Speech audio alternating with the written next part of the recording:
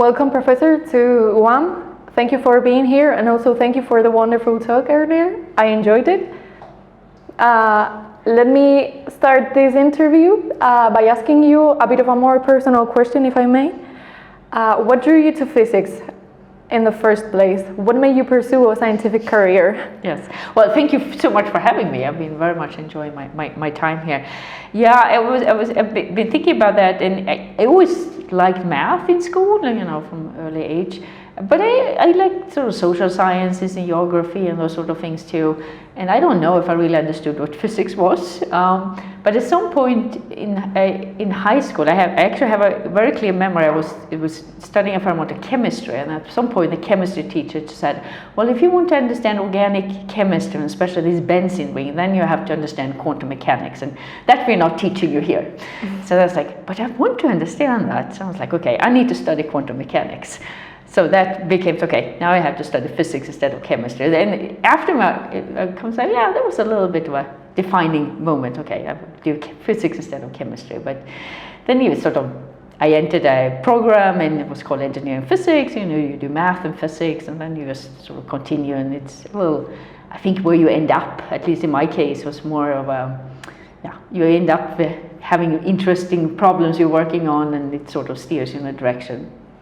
Yeah, and also your research work is very broad. Like it sits at the intersection of very important concepts for mainly every science, not only physics, but also mathematics and chemistry, like symmetries, and more driven to our topic, magnetism and superconductivity.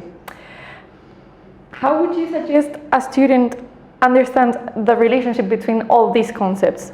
Yeah, I think both magnetism and superconductivity are the ordered states of matter. So the electron, they break some symmetry and they create some order in the material. So of course these are very related, and so understanding symmetries in materials and crystalline symmetries and what that means for different orders, I think sort of having a basic understanding of that is very important, because otherwise it's hard to I think it just becomes sort of a lot of different types of superconductors or magnets, but if you can organize it in some framework, and that is symmetry, it gets a lot easier to understand the landscape. But then I think one can choose, do you really specialize to understanding the symmetry very deeply, or do you more interesting in the physical consequences that gives? So there you can sort of, I think, choose what you're a little interested in. And also linking to the deepening of the concepts, you work with superconductivity. For the people hearing today, how would you describe simply a topological superconductor? Yeah, so topological superconductor is essentially the same as a topological insulator, actually. So in an insulator, you have a band gap, so you don't have any, it costs energy to excite over. And in a superconductor, it's of course not an insulator, it's the opposite of an insulator. But if you look at the excitation spectrum, it looks very similar. If you have a full gap superconductor, it takes a fair amount of energy to excite in there. You have a band gap there too. Of course, the excitations are very different. So, but what you care about with topology, you sort of care about the overall structure, and there is having this band gap that's important. So you can think about topological topological superconductor is like a topological insulator. Why is it topological and not a regular insulator? Well, it has some obstruction, or there's something in its electronic structure that means that if you slowly deform it, you will not reach the atomic limit. So if you think the atomic limit, if you take your atoms and you slowly move them further and further apart, and when they're very far apart, of course it's an insulator, that atoms are not talking to each other, right? Mm-hmm. But in a topological insulator, when you take it far apart, you're obstructed, you don't get there.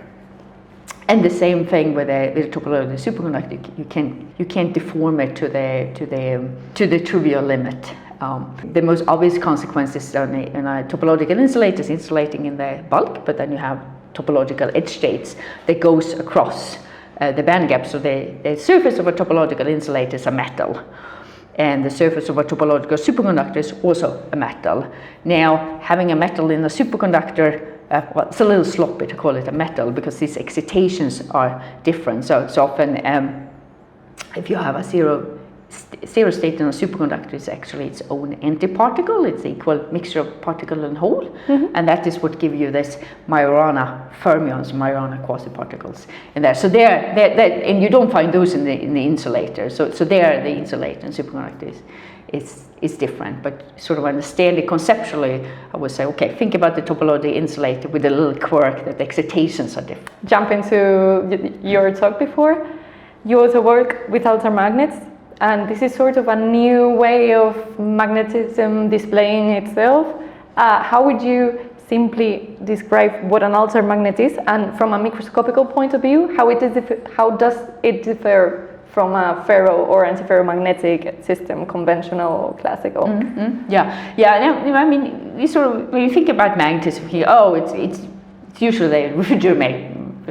Talk to kids. There's refrigerator magnets, right? And those are ferromagnets. So you have on the microscopic level, you have electron spins that align. So you sort of point them up all the way. But then you can have antiferromagnetism, where you take on every other side, you switch the spin, so it looks like this. And those have sort of been the two main classes of magnetism. But then this altermagnetism came along a few years ago. People discovered, well, if you take an antiferromagnet and you twist it a little, well, not quite twist, well, you put a twist on it, which means that you rotate. So this orbital here has a little different rotation than this one.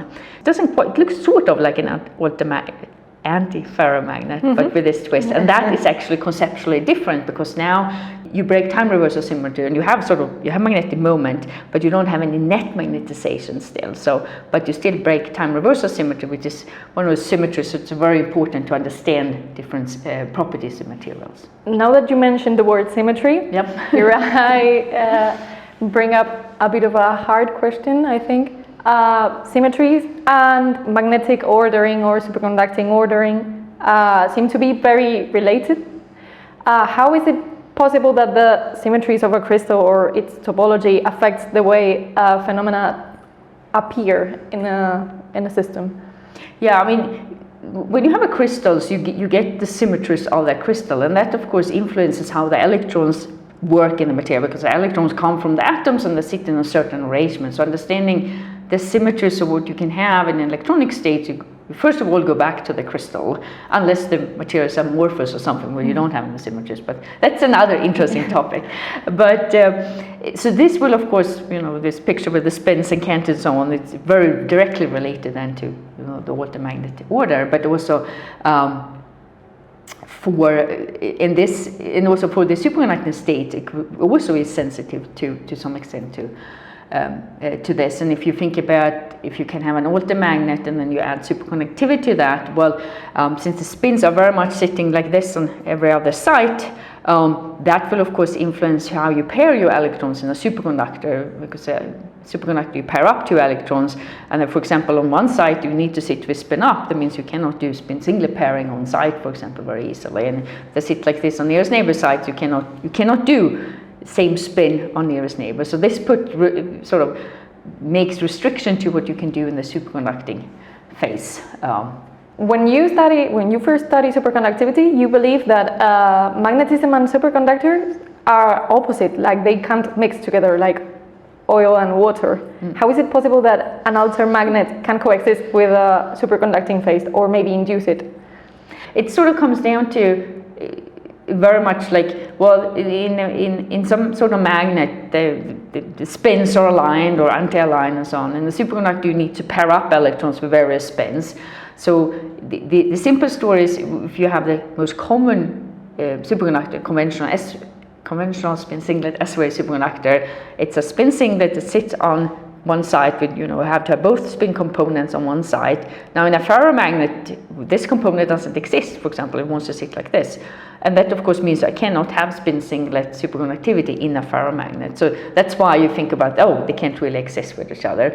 But of course there's lots of twists or possibilities. You can, for example, say, well, maybe you can if you make them modulate a little in the space, or maybe you can have another superconducting symmetry and then it works, and then you find a lot of other possibilities where it does actually work. And that's why with some altermagnets it works with some superconductors, with some it doesn't. So if you need to pick one story, are they friendly or not friendly? I would say no, that they are not friendly in the most common cases, but you can find cases where they actually sort of like it. Well, I shouldn't say like each other, but where they get along with each other. Yes. Great. It seems like they get along because of the symmetries. In the end, it's the you sort of have to get it to align with each other. They sort of have to want to do the same thing with the same electrons. Yeah.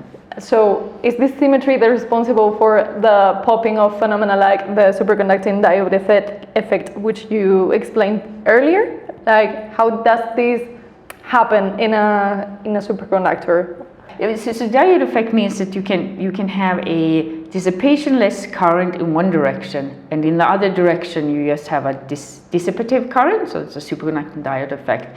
And it has to do with, to get this you have to have rather specific conditions, what sort of been rare and people haven't been thinking about. You have to break time reversal symmetry and you have to break inversion symmetry. So again, symmetries come back here. Yeah, and the altermagnets break in time reversal symmetry, and then what we and others have shown this is like if you modulate the superconducting order parameter in space, you also break inversion symmetry. So now you have the two ingredients, and it turns out you can actually then get this diode effect, and you can theoretically calculate it and propose how big it should be and so on. What makes this topic or this area of research especially striking right now?